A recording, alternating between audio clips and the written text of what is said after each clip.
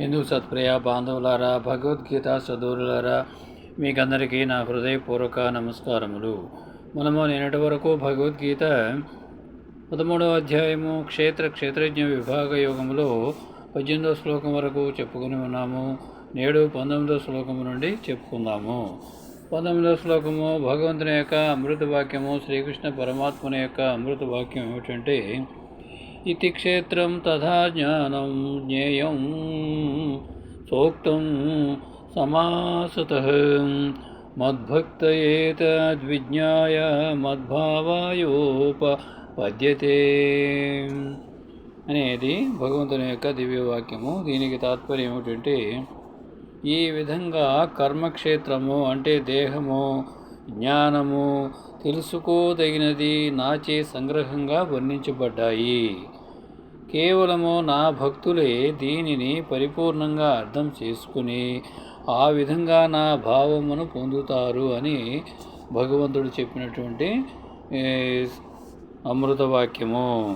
దీనికి భాష్యం ఏమిటంటే, దేహమును, జ్ఞానమును తెలుసుకొనదగిన దానిని భగవానుడు సారాంశంగా వర్ణించాడు. తెలిసినవాడు, తెలుసుకోదగినది, తెలుసుకునే పద్ధతి అనే మూడింటిదే ఈ జ్ఞానము.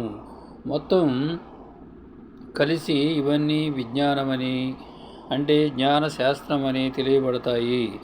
పరిపూర్ణ జ్ఞానము కేవలము విశుద్ధ భగవద్భక్తులకే ప్రత్యక్షంగా అర్థమవుతుంది.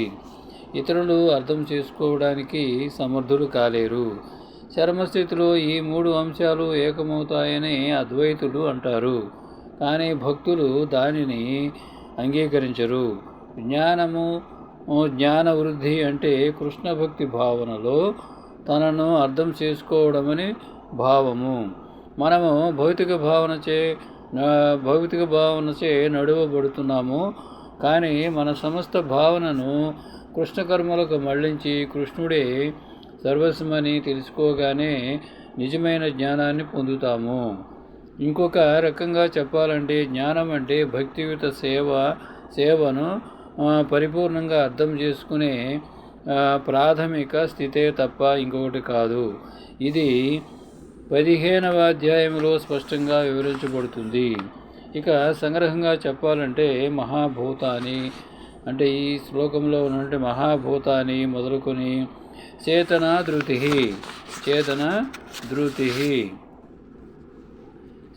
ధృతి వరకు కొనసాగే 6-7 శ్లోకాలు భౌతిక తత్వాలను, కొన్ని జీవలక్షణ రూపాలను విశ్లేషణ చేస్తున్నాయని తెలుసుకోవచ్చును. ఇవి కలిపి దేహము అంటే కర్మక్షేత్రము తయారవుతుంది. 8 నుండి 12వ శ్లోకం వరకు అంటే అమానత్వము నుండి తత్వజనార్థ దర్శనం వరకు 2 రకాల క్షేత్రజ్ఞులను అంటే ఆత్మను, పరమాత్మను అర్థం చేసుకునే జ్ఞాన పద్ధతిని వివరిస్తాయి. తరువాత 13 నుండి 18వ శ్లోకం వరకు అంటే అనాది మత్పరం నుండి హృది సర్వస్వ విష్టితం వరకు కొనసాగేవి ఆత్మను, పరమాత్మను వర్ణిస్తాయి. ఈ రకంగా ఈ విధంగా కర్మక్షేత్రము అంటే దేహము అవగాహన పద్ధతి, ఆత్మ, పరమాత్మ ఇద్దరు అనే 3 అంశాలు వివరించబడ్డాయి.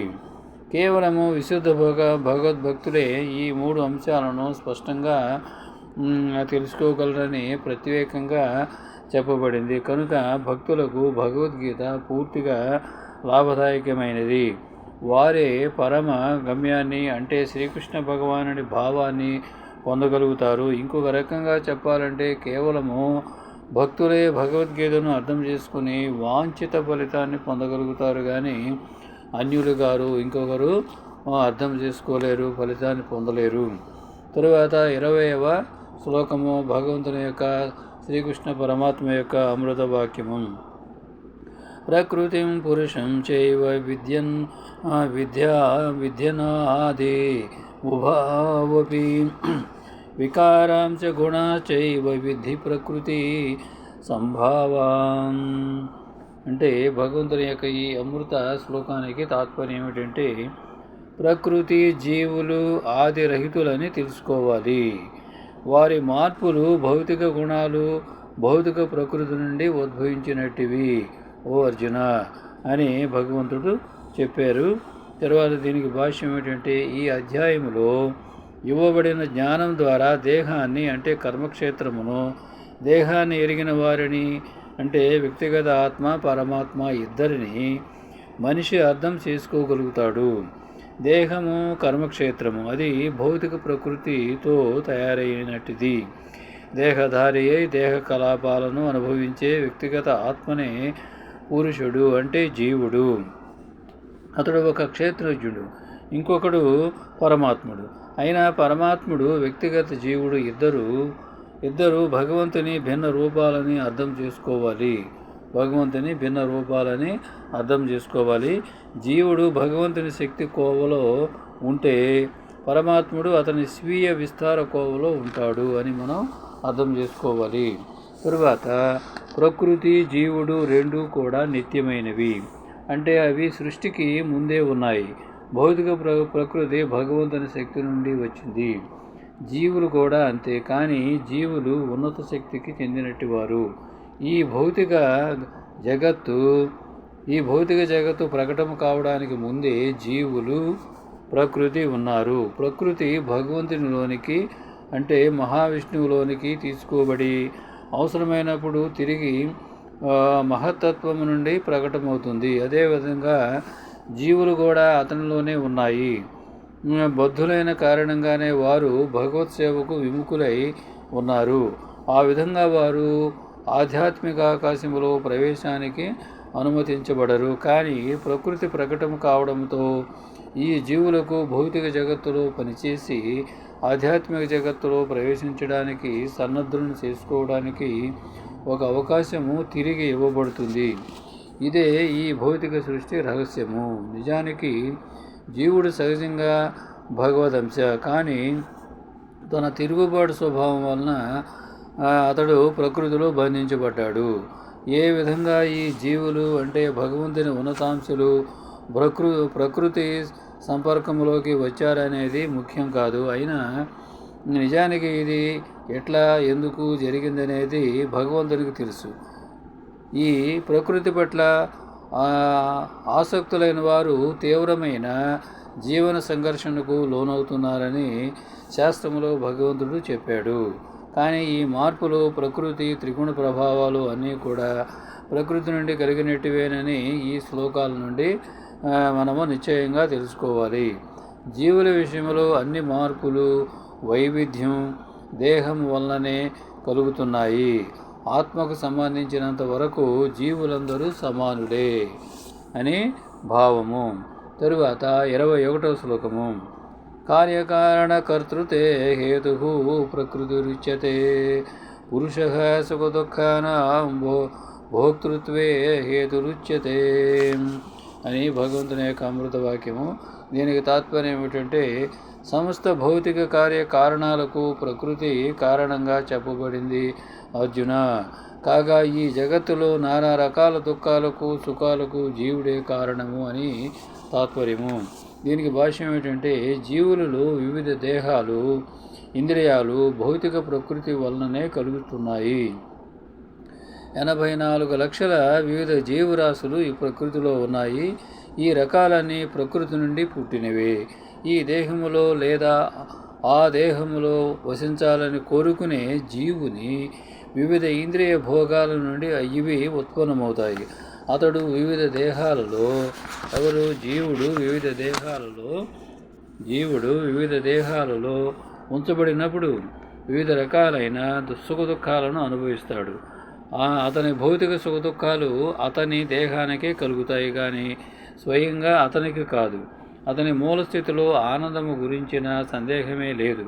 అందుకే అదే అతని నిజమైన స్థితి. ప్రకృతిపై ఆధిపత్యం చెలాయించాలనే కోరిక కారణంగానే అతడు భౌతిక జగత్తులో ఉన్నాడు. ఆధ్యాత్మిక జగత్తులో అటువంటిది లేదు. ఆధ్యాత్మిక జగత్తు పవిత్రమైనది. కానీ భౌతిక జగత్తులో ప్రతి ఒక్కడు దేహానికి నానా రకాల సౌఖ్యాలు పొందడానికి తీవ్ర ఘర్షణ చేస్తున్నాడు. ఈ దేహము ఇంద్రియాల కార్యమని చెబితే ఇది మరింత స్పష్టమవుతుంది. కోరికను తీర్చుకోవడానికి ఇంద్రియాలే సాధనాలు అని మనకి తెలుసు కదా. ఇక ఈ మొత్తము అంటే దేహము సాధనాలైన ఇంద్రియాలు ప్రకృతిచే ఇవ్వబడుతుంది. రాబోయే శ్లోకములో స్పష్టము కానున్నట్లు గత కోరిక కర్మ అనుసరించి కలిగే పరిస్థితులను బట్టి జీవుడు ధన్యుడు కావడమో పతితుడు కావడమో జరుగుతుంది. జీవుని కోరికలు కార్యాలను అనుసరించి ప్రకృతి అతనిని వివిధ నివాస గృహాలలో ఉంచుతుంది. అటువంటి నివాస గృహాలను వాటికి చెందిన సుఖదుఖాలను పొందడానికి జీవుడే కారణము. ఒకానొక రకమైన దేహములో ఉంచగానే అతడు ప్రకృతి నియంత్రణలోకి వస్తాడు. ఎందుకంటే భౌతిక పదార్థమైన దేహము ప్రకృతి నియమాలను అనుసరించే పనిచేస్తుంది. ఆ సమయంలో ఆ నియమాన్ని మార్చే శక్తి జీవునికి ఉండదు. ఉదాహరణకు ఒక జీవుడు కుక్క దేహంలో ఉంచబడ్డాడు అనుకోండి. కుక్క దేహంలో ఉంచబడగానే అతడు కుక్కలాగా వర్తించవలసి ఉంటుంది. వేరే విధంగా అతడు వర్తించలేడు. ఒకవేళ జీవుడు పంది దేహంలో ఉంచబడితే మలం తిని పందిలాగా వ్యవహరించవలసి వస్తుంది. అదేవిధంగా జీవుడు దేవతా శరీరంలో ఉంచబడితే ఆ దేహాన్ని అనుసరించి వర్తించాలి. ఇదే ప్రకృతి నియమము. కానీ ఈ అన్ని పరిస్థితుల్లో పరమాత్ముడు, మనలో ఉన్నటువంటి సర్వము వ్యాపించి ఉన్నటువంటి పరమాత్ముడు వ్యక్తిగత ఆత్మతోనే ఉంటాడు. ఇది వేదాలలో ముండకోపనిషత్తు 3వ అధ్యాయమే 1:1లో చెప్పబడింది. ద్వాసువర్ణ సయుజ సఖాయ అని వివరించబడింది. భగవంతుడు జీవుని పట్ల ఎంత దయగలవాడనే అతడు సర్వదా వ్యక్తిగత ఆత్మతో కూడి ఉండి పరమాత్మనిగా అన్ని పరిస్థితుల్లో నిలిచి ఉంటాడు. పరమాత్మగా అన్ని పరిస్థితుల్లో మానవునిలో ప్రతి జీవిలో నీవు నిలిచి ఉంటాడు అనేది భాష్యము మనం అర్థం చేసుకోవాల్సింది. ఈ శ్లోకంతో విరమించుకుందాము. రేపు 22వ శ్లోకం నుండి చెప్పుకుందాము. జై శ్రీరామ్, జై శ్రీకృష్ణ. హరే కృష్ణ హరే కృష్ణ కృష్ణ కృష్ణ హరే హరే, హరే రామ రామ రామ హరే హరే. శ్రీరామ జై రామ జై జై రామ, శ్రీకృష్ణ జై కృష్ణ జై జై కృష్ణ. భగవద్గీత శరణం శరణం, రామపాదం శరణం శరణం, కృష్ణపాదం శరణం శరణం. భగవద్గీత అభయం అభయం, భారతదేశం శుభం శుభం. భగవద్గీత హిందూ జయం జయం. ఇట్లు భగవద్గీత హిందూ మిషన్. భారత మాతా కీ జై. జై హింద్.